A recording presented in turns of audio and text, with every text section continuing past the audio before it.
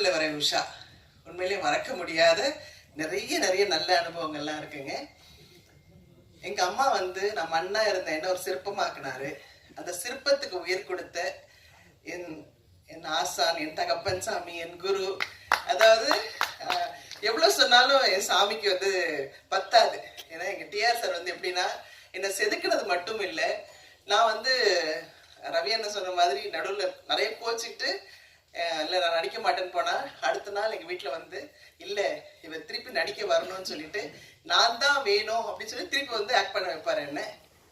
அதுக்கப்புறம் திருப்பி அங்க இருக்கிற ஒரு சில ஆர்டிஸ்ட் என்ன பண்ணுவாங்க, அவங்களோட சிஸ்டர்ஸ் எல்லாம் கொண்டு நடிக்க வச்சாங்க. இல்ல சார், எல்லாரும் நடிக்க வச்சாங்க. ஆனா அப்பவும் எங்க சாரு எனக்கு ஹீரோயின்னா நளினி மட்டும்தான், நளினி பண்ணாதான் இதை நான் படம் பண்ணுவேன்னு சொல்லிட்டு யாருமே செய்யாத ஒரு பெரிய விஷயம். இன்னைக்கு உங்க எல்லாரோடையும் இருக்கிறேன், பேசுறேன். எல்லாத்துக்கும் ஒரே காரணம் என் சாமி டிஆர் சார் மட்டும்தான். அப்ப சின்ன வயசு, புரியாத வயசு, எதுக்கு யாரோ என்ன சத்தம் போடுறாங்கன்னு சொல்லிட்டு அடிக்கடி நான் கோச்சுப்பேன். அப்ப ரவியனன் தான் ஒரு குழந்தை மாதிரி இல்ல கண்ணம்மா, சினிமானா இப்படிதான் இருக்கும், ஒன்னு நல்லதுக்கு தான் சொல்றாரு பாரு, நீ எவ்வளவு புத்திசாலி சொல்லி என்ன மெருகேத்தி டைரக்டர் நிப்பாட்டுவாரு. எங்க டைரக்டருக்கு எதுக்கு என்ன பிடிக்கும்னா, நான் வேற எந்த டிஸ்டர்பன்ஸ் சொல்லி எங்க டைரக்டர் என்ன சொன்னாலும், மேல இருந்து கீழே விழ சொன்னாலும் ஏன் என்னன்னு கேட்க மாட்டேன், விழுவேன்.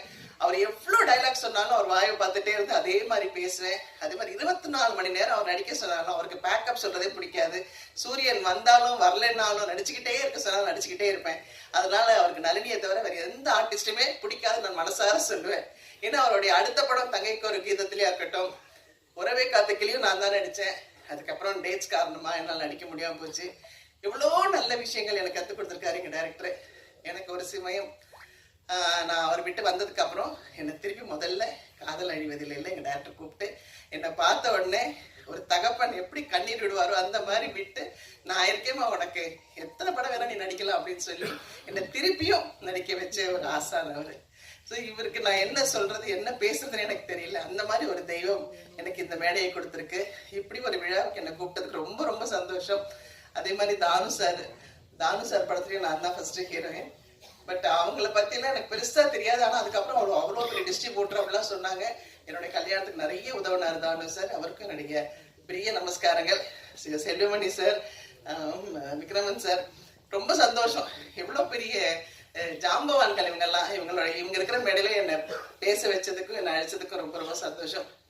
ஏன்னா ஒரு சாங் நான் வைகை கரை காற்றை சாங் பண்ணும்போதெல்லாம் பாத்தீங்கன்னா எங்க சார் மியூசிக் ரெக்கார்டிங்கே பண்ணல.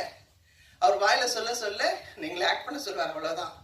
ஆனா நான் அதுக்கப்புறம் வேற படம் போய் ராமநாதன் சார் படம் அடுத்த படம் பண்ணும்போது ராமநாதன் சார் அப்படியே எங்க சாருக்கு ஆப்போசிட் பேசவே மாட்டாரு. அவர் பேசவே மாட்டேன்னு அவர் வாயை பார்த்துக்கிட்டே இருப்பேன். அப்ப ரவி என்ன சொல்றேன், என்ன ரவி என்ன இவர் ஒண்ணுமே பேச மாட்டேங்க, நம்ம டைரக்டர் எவ்வளவு பேசுவாரு, எவ்வளவு மியூசிக் போடுவாரு, நமக்கு எவ்வளவு எக்ஸ்பிரஷன்ஸ் வரும் அப்படின்னு. ஸோ அப்படியே ஒரு ஆப்போசிட் தான் ராமநாதன் சார். ஆனா எனக்கு எங்க டைரக்டர் எப்ப கூப்பிட்டாலும் சந்தோஷமா நிற்பேன்னா எங்க டைரக்டருக்காக தான். ஸோ எங்க இருந்தாலும் எங்க சுத்தினாலும் நான் ஏதாவது கோயிலுக்கு போனோம்னா ஃபர்ஸ்ட் என்னுடைய டேப்ல பாத்தீங்கன்னா எங்க டைரக்டரோட சாங்ஸ் தான் இருக்கும். எங்க டைரக்டர் தான் எனக்கு எல்லாமே, சகலமும் எங்க டைரக்டர் தான். ஸோ அவர் சகலக்கலா வல்லவன் மட்டும் இல்லை, சகல தெய்வமும் அவர்கிட்ட இருக்குது. ஸோ எனக்கு நல்லது கெட்டது எல்லாம் இந்த நேரத்துல இப்படி நடக்கும், இப்படி பண்ணும் அப்படின்லாம் சொல்லிக்கிட்டே இருப்பார். ஸோ அவ்வளவு சந்தோஷம். இப்படி ஒரு நல்ல நிகழ்ச்சியில என்னை கூப்பிட்டதுக்கு தேங்க்யூ சார்.